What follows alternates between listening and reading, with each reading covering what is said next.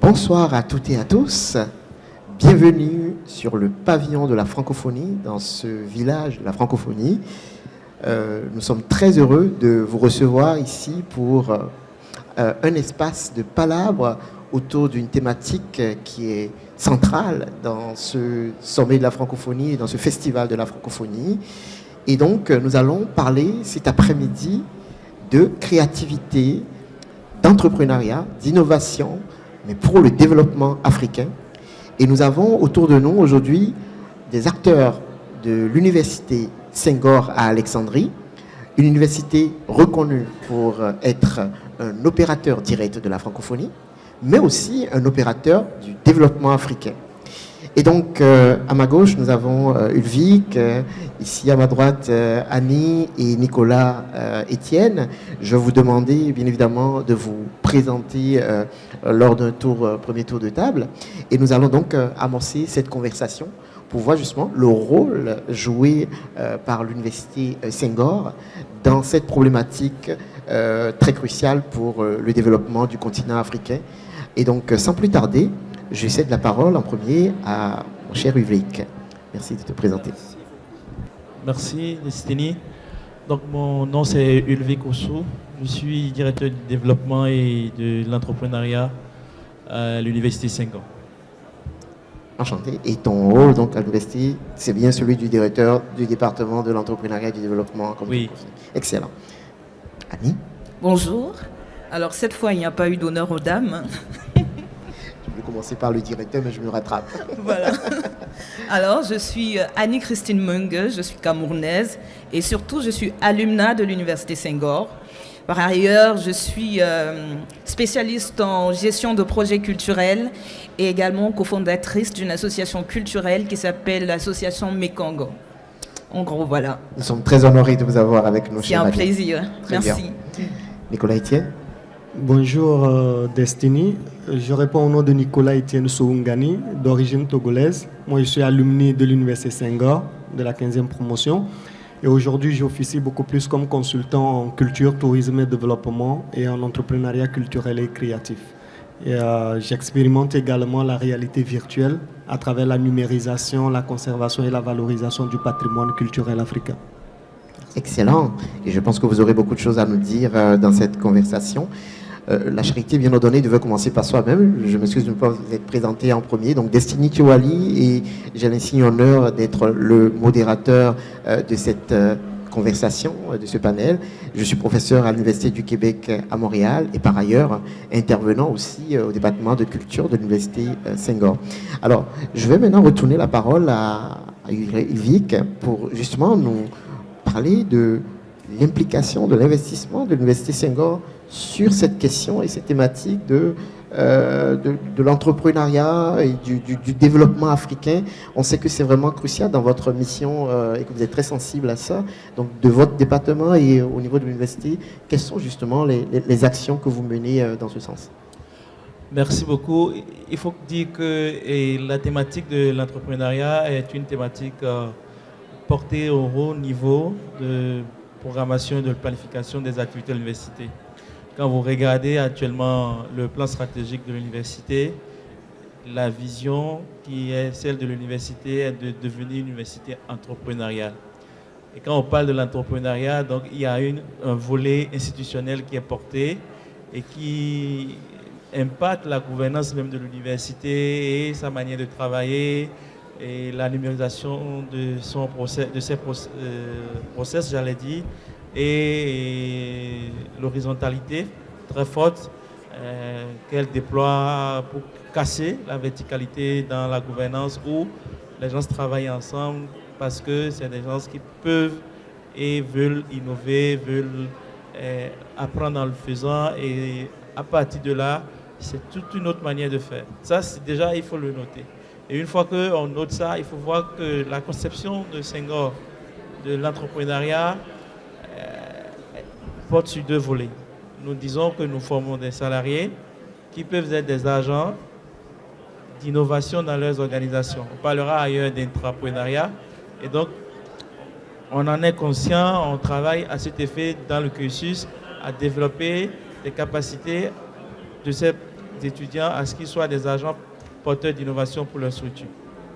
Et l'autre côté, ce que nous faisons plus récemment maintenant, c'est de créer un ensemble de dispositifs qui permet à ceux, les étudiants qui veulent s'essayer à l'entrepreneuriat. Vous avez Nicolas Etienne avec nous, il se définit comme un entrepreneur culturel. Ces étudiants, pendant leur formation, on puisse leur apporter un ensemble de dispositifs. Donc l'entrepreneuriat, l'espace Senghor est un espace de créativité, c'est un espace qui permet même d'apprendre d'une autre façon et de découvrir soi-même. Et l'actuel, notamment la révolution que nous appelons pédagogique, qui a eu lieu il y a quelques années, a permis de réviser les maquettes, il y a bientôt 4 ans, et a mis au cœur de cette révision des maquettes l'orientation vers les compétences techniques, les compétences transversales, et que quand nous regardons, j'illustre pour que vous voyez, nous avons instauré une activité qui s'appelle Réalise un exploit, où il n'y a pas du tout de consigne, mais on dit réalise un exploit. Et on te laisse 2 mois et les gens, les étudiants, quand ils participent à cette activité, à la fin, ils découvrent quelque chose d'eux-mêmes qu'ils ne savaient pas. Ils ont une meilleure connaissance d'eux-mêmes, je dirais. Il y a une connaissance de soi quand on rapporte à l'individu. Et donc, c'est une stratégie qui est étalée avec des outils différenciants et qui permet de faire le cursus de manière progressive et suivant ce que vous voulez. Parce que vous devez savoir que nous, on part du principe que tout le monde ne peut pas être entrepreneur. Donc, mais tout le monde peut être créatif, tout le monde peut être innovateur, je dirais, dans ce qu'il fait. Et par rapport à ça, on a des éléments sur lesquels je pourrais revenir pendant que le débat se fait. Excellent. Ça met vraiment bien la table et ça nous fait prendre conscience de l'importance de ce rôle que vous jouez. Et c'est vraiment une innovation pédagogique d'apporter ce type d'accompagnement au point de permettre à la créativité même des étudiants de s'exprimer et qui se découvrent justement une fibre entrepreneuriale parce que vous l'avez très bien pointé, on ne naît pas forcément entrepreneur mais on peut le devenir et c'est assez innovant comme approche. Je vais céder la parole à Annie pour justement peut-être nous faire le lien entre ce que lui a apporté sa formation à l'Université Senghor et aujourd'hui comment elle utilise, mobilise les connaissances qu'elle a pu avoir sur le terrain dans l'exercice justement de son métier et de sa passion. Merci déjà de me passer la parole. Tout d'abord, j'aimerais introduire en disant que nous savons tous que le monde actuel et l'Afrique en particulier fait face à un certain nombre d'enjeux, notamment des enjeux en termes de gouvernance, des enjeux en termes d'environnement, de santé, mais surtout de culture. Et l'université Senghor, dont je suis une ancienne étudiante, une alumna, parce que c'est ce qu'on dit, vient justement répondre au travers de ces formations à ces différents enjeux-là, donc proposer des solutions pour répondre à ces différents enjeux. Donc moi, j'ai été étudiante à l'université Senghor au département culture, spécialité management des entreprises culturelles. Voilà. Un monde sans culture, franchement, n'a pas de base. La culture, c'est vraiment le socle d'un pays. Et moi, au cours de mon parcours à l'université Senghor, j'ai, on va dire, renforcé les connaissances que j'avais déjà de la culture, mais je considérais la culture avant vraiment dans son sens social. Je vais dire social, patrimonial, un peu. Mais je n'arrivais pas vraiment à comprendre comment est-ce que la culture pourrait aider économiquement un pays. Donc ça, c'est déjà de manière factuelle comment l'université Senghor, m'a apporté, ce que l'université m'a apporté. Déjà connaître ces enjeux-là, ces enjeux économiques, mais aussi au sorti de l'université Senghor, j'ai pu justement, comme je vous ai dit tout à l'heure, je suis fondatrice d'une association culturelle qui s'appelle l'association Mekongor, et l'association justement vient accompagner les acteurs culturels, en particulier les artistes culturels, mais aussi les organismes culturels locaux, on va dire, voilà, à renforcer leurs projets, à construire leurs projets de bout en bout. Donc la mise en œuvre, de la planification à la mise en œuvre de leurs projets. Donc déjà l'Université Senghor m'a vraiment aidé à construire mon projet entrepreneurial. Voilà, Ulvi qui est là présent, il a vraiment contribué, il m'a encadré au travers des différents projets, notamment justement comme il le disait, réalise un exploit. Voilà. Donc pendant Réalise un exploit, c'est pendant justement l'exercice de Réalise un exploit que j'ai pu renforcer un peu mon projet entrepreneurial. Très bien. Voilà. Très inspirant, hein, et effectivement on voit comment en partant d'un projet un peu école, on développe peut-être justement cette audace d'entreprendre et de pouvoir par la suite pouvoir appliquer toutes les connaissances en lien avec votre formation en management des entreprises dans le déploiement carrément de solutions et de services très concrètes sur le terrain. On va revenir sur ce que veut faire votre association et le type d'accompagnement ou de service que vous proposez. Mais sans plus tarder, je vais céder à présent la parole aussi à Nicolas Etienne pour nous dire aussi son retour d'expérience entre le lien avec sa formation et aujourd'hui ce qu'il fait concrètement dans le monde de l'entrepreneuriat culturel. Merci beaucoup, Destiny. Alors, particulièrement, il faut dire que moi, j'ai été acteur de terrain, donc j'ai été dans le cinéma et la musique. Et le choix de renforcer mes compétences en management m'a amené à m'interroger sur l'établissement qui pouvait m'accueillir pour cela sur le continent. Et donc, j'avais choisi de faire ce parcours à l'Université Senghor, où j'ai découvert justement au-delà de l'aspect création, parce que très souvent dans le secteur, on y va par passion.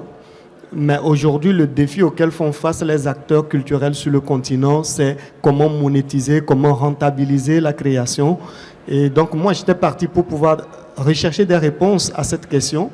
Et mon parcours m'a permis aujourd'hui, à l'issue de cette formation, au lieu de retourner gérer mon institution à moi, j'ai décidé de faire carrière en tant que consultant, en tant qu'expert en entrepreneuriat culturel et créatif. Et aujourd'hui, je parcours le continent pour former, renforcer la capacité des acteurs culturels en entrepreneuriat culturel. Elle a parlé de structuration. Donc, quelle est l'organisation, la structuration d'une entreprise culturelle? Quels sont les modèles économiques qu'on peut mettre en place selon la filière culturelle qu'on a choisie? Et donc, tout ça, c'est grâce à l'Université Senghor. Et je suis également sollicité par les pouvoirs publics pour l'élaboration de politiques et de stratégies culturelles. Et ça, si je n'avais pas fait ce parcours à l'Université Senghor, je ne serais pas en mesure de pouvoir le faire. Donc, aujourd'hui, sur le plan entrepreneurial, il faut dire que dès ma sortie de l'Université Senghor, avec tout ce que nous avons appris et avec d'autres collègues des autres départements, parce que l'Université Senghor, c'est plusieurs départements. Moi, j'ai fait le département culture. On s'est également interrogé sur les interactions entre la culture, sinon les biens et services culturels, et les autres secteurs d'activité, déjà en partant des autres départements qui existent à l'Université Senghor, notamment l'environnement, le management et la santé. Et aujourd'hui, moi, je m'intéresse particulièrement à ce travail de recherche sur comment est-ce que les produits culturels peuvent être exploités, sinon utilisés par d'autres secteurs d'activité pour pouvoir atteindre les objectifs, notamment culture et santé, culture et environnement, culture et éducation. Et c'est un peu le travail que je fais sur le plan entrepreneurial au-delà des consultances que je fais. Très bien, très bien. Et là, je vais redonner la parole au directeur du département du développement et de l'entrepreneuriat de l'Université Senghor Alessandrie, cher Ulvic, pour vous demander justement quels sont, en dehors de réaliser un exploit, les autres types de programmes ou de projets justement que vous mettez en place et que vous gérez. Il faut dire d'une manière générale que l'entrepreneuriat pour nous, ce n'est pas une approche systémique. Et dans cette approche systémique, nous ne sommes pas le cordonnier mal chaussé. Et quand vous regardez la direction du développement de l'entrepreneuriat, elle est très récente. Mais de manière simplifiée, c'est la boîte de consultance de l'Université Senghor à l'interne de l'université qui va démarcher auprès de structures et d'organisations internationales des possibilités de prestations et qui fait des prestations sur mesure, diagnostic, action, et qui, dans l'action, finit par faire une prestation de formation, puisque c'est une université, et qui mobilise les diplômés pour pouvoir l'accompagner et autres. Et cette direction, en net, a fait des chiffres ces quelques dernières années. Et pour montrer que nous ne disons pas, il faut faire, il faut le faire, on le fait en même temps, même avec nos étudiants. Donc aujourd'hui, on est dans une dynamique où, comme vous l'avez vu, pas plus tard qu'hier, on a encore signé une convention avec l'Agence française de développement. Donc on développe des services de conseil et d'appui. L'une des prestations la plus illustrative, c'est celle qu'on a fait à la FAO, au système des Nations Unies, où au finish, on fait un diagnostic pour le personnel et on a fini par délivrer et on a pris en charge 200 personnes. Tous ces gens qui sont sur des chaînes de gestion de projets avec comme fonction de gérer des projets d'une moyenne de 6 millions de dollars. Donc, on est vraiment sur le terrain en disant et en faisant ce que nous disons. Ça, c'est du point de vue institutionnel. Par rapport à nos étudiants, l'approche, elle est encore en deux volets. Soit quand vous êtes sur le site d'Alessandrie, qui est le site principal, cette approche-là est ventilée sur les 2 semestres de la première année ou les 2 autres de la deuxième année, que ça soit en M1 ou en M2 quand vous arrivez. Parce que nous avons 2 moments d'entrée. On peut avoir des étudiants qui font 4 semestres, qui arrivent en M1, et on a aussi des étudiants qui font jusque le M2, ils font 2 semestres. Et c'est ventilé sur la programmation au point où, même à la fin, vous avez le choix de faire un type de mémoire projet. Projet qui permet de prototyper une idée entrepreneuriale et de défendre ça. Parce qu'on a dit, il faut être cohérent. C'est pour ça que je rappelle, j'ai dit que c'est systémique, hein, c'est organisé de manière à ce que tout soit cohérent. Et pendant la formation, vous avez des activités d'éveil et de sensibilisation à l'entrepreneuriat. Ouais, on dit chez nous, créative-toi. Senghorien, créativons-nous. On parle d'innovation collaborative. Et pendant des moments, on a la semaine de l'entrepreneuriat, qui permet de faire des activités, d'inviter, d'expliquer aux gens que l'entrepreneuriat peut être un choix de carrière. On devient entrepreneur comme on décide de devenir médecin, comme on décide de devenir avocat. Et dans la programmation, nous avions aussi des activités académiques. On a parlé tout à l'heure d'un exploit, mais après, nous avons aussi des éléments, un projet commercial qui permet aux étudiants de se comporter comme des consultants. Ils ont un problème qui vient de la vie réelle, qui arrive des structures avec lesquelles nous travaillons. Et ces étudiants vont arriver à se mettre en situation de consultance et à proposer des éléments de diagnostic et de solutions en termes d'appui conseil. On va aller plus loin où, au niveau de la direction de l'entrepreneuriat, nous développons un premier outil qui est Mature ton idée. Et l'étudiant vient avec son idée et il finit par se dire, ça c'est une idée entrepreneuriale, elle est capable de poursuivre, elle est capable. Il faut probablement aller plus loin dans l'étude, j'allais dire. Et si l'étudiant décide que l'idée est mûre, que c'est une idée qui peut être développée, il peut saisir le guichet du fonds de soutien à l'entrepreneuriat. Depuis l'année dans laquelle nous sommes rentrés, et on est en train de terminer là, on a fait le premier appel, le deuxième est en d'arrivée. L'université a mis en place un dispositif de fonds d'amorçage pour les projets étudiants à hauteur de 5 000 €, qui est un fonds. C'est une subvention que nous ne récupérons pas, avec un dispositif d'accompagnement et qui permet dans les pays. Aujourd'hui, nous avions 2 projets à Ouagadougou, un autre au Tchad, qui sont des projets pour lesquels nous accompagnons le démarrage et nous faisons, c'est une incubation, mais nous faisons un appui très rapproché par rapport à ça. Et donc, ça c'est pour les étudiants, d'une manière générale, ceux qui viennent à Alessandrie, ceux qui sont sur nos sites délocalisés, qui n'ont probablement pas souvent le même profil que les étudiants d'Alexandrie. C'est-à-dire, quand vous regardez à Alexandrie, vous avez des gens qui ne sont pas en milieu de carrière. Dans les sites délocalisés, vous avez des gens qui sont en milieu de carrière, qui veulent réorienter leur carrière et qui arrivent avec un projet nouveau. Et nous avons un dispositif qui s'appelle Accompagnement à la dynamisation de la carrière, ADC, dans lequel, quand vous arrivez, qui es-tu? Connais-toi, connaissance de soi. Et ils ont un système d'auto-évaluation qui permet de faire leur propre diagnostic, de connaître leur potentialité, de connaître leurs faiblesses, ce qu'on dira éléments d'amélioration, et de construire après un type, de se révéler à eux-mêmes et de construire un nouveau projet. Et derrière, au milieu, on leur parle maintenant du contexte organisationnel africain. Parce qu'il ne sert à rien de dire je vais aller en Afrique sans savoir comment ça marche en Afrique. Et derrière aussi, tout ensemble, à côté de ADC, il y a la dynamique 4C. Vous savez, on parle de compétences du 21e siècle. Et derrière aussi, on est donc sur des parcours qui convoquent des éléments qui leur permettent d'être en situation d'immersion et qui renforcent leur employabilité.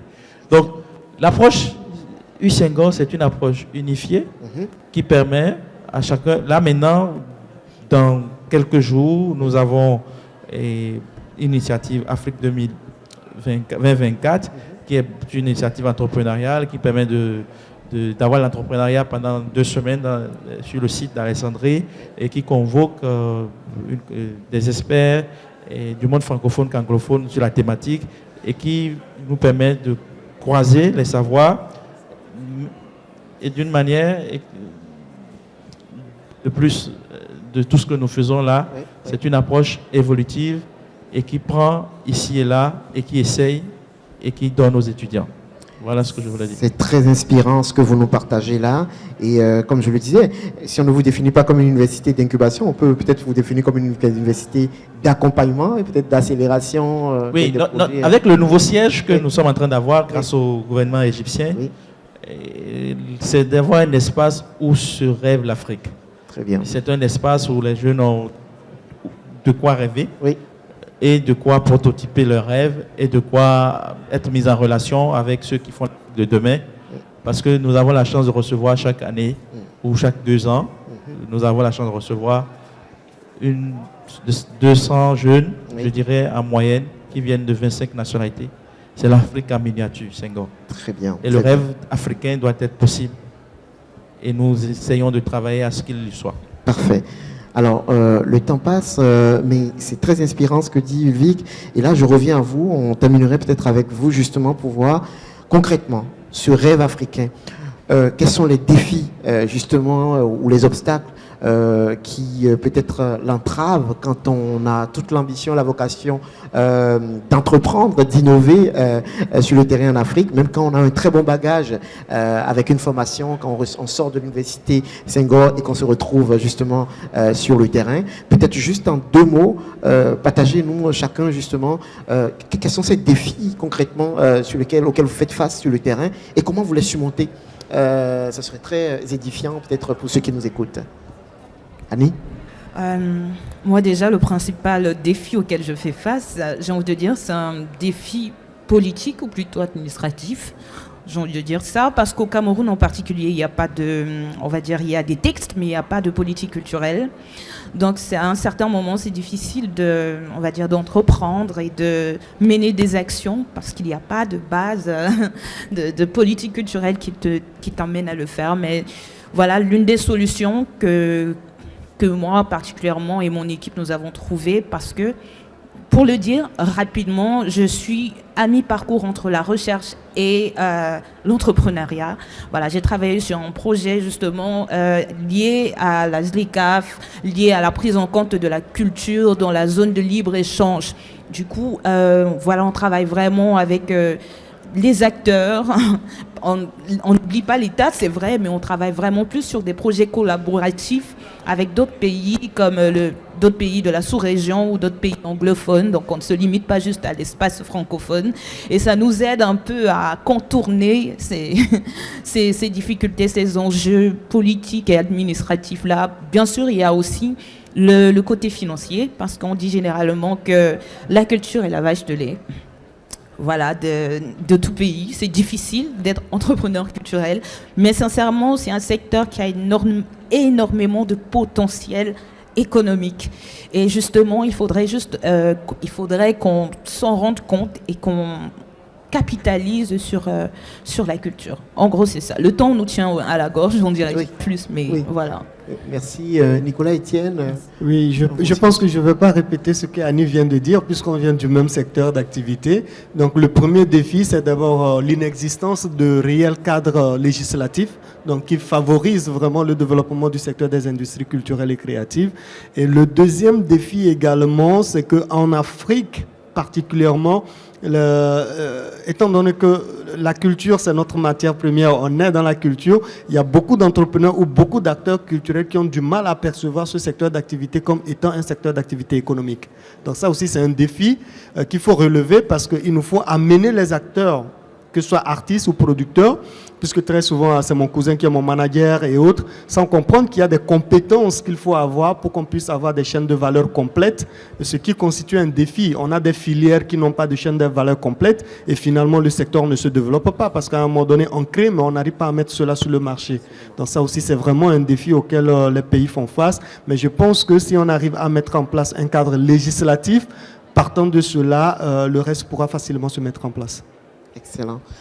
Le temps qui nous est imparti est en train de s'achever et je pense quand même qu'avec ce que nous avons entendu ici, avec vos témoignages respectifs, on peut confirmer le rôle moteur que joue l'Université Senghor dans la formation des leaders et des futurs entrepreneurs. Et là, on le voit, des entrepreneurs concrets que vous êtes sur le terrain et comment vous réussissez dans vos domaines respectifs à relever les défis qui s'imposent à vous en termes d'innovation par rapport à des environnements qui sont des fois résistants au changement, avec des difficultés en lien avec les questions financières, économiques, environnementales. Et donc, merci à vous. Je tenais vraiment à vous remercier sincèrement pour ce temps d'échange et de partage. Merci. Et voilà, donc merci au plaisir de pouvoir poursuivre cette conversation. Tu avais un dernier mot, Annie? Oui, un dernier mot, et c'est très important, je sais qu'on a passé de temps, mais on a relevé les défis sans pour autant relever les forces, et la plus grande force en fait de l'Université Senghor, c'est son réseau. Aujourd'hui, je me retrouve avec justement un alumni de la 15e promotion. Moi, je suis de la 18e promotion. Et vous voyez, c'est ça aussi qui fait la force de l'université. Je suis de la 13e promotion. Vous voyez, c'est ça qui fait aussi la force de l'Université Senghor. Donc, oui, il y a des défis, mais il y a des forces aussi à capitaliser. Absolument. Voilà. Et la force du réseau aussi, évidemment, nous montre que quand on a justement une université comme Senghor, qui a un puissant réseau d'alumni et d'alumnats, ça permet d'ailleurs aussi de maintenir le lien avec de génération en génération entre les différents cohortes d'étudiants. Donc voilà, on va donc remercier et saluer tous ceux qui nous ont suivis et nous continuerons certainement à vous tenir au courant de tous ces progrès et innovations en matière de formation à l'entrepreneuriat et en termes d'innovation au sein de la francophonie. Merci encore à vous.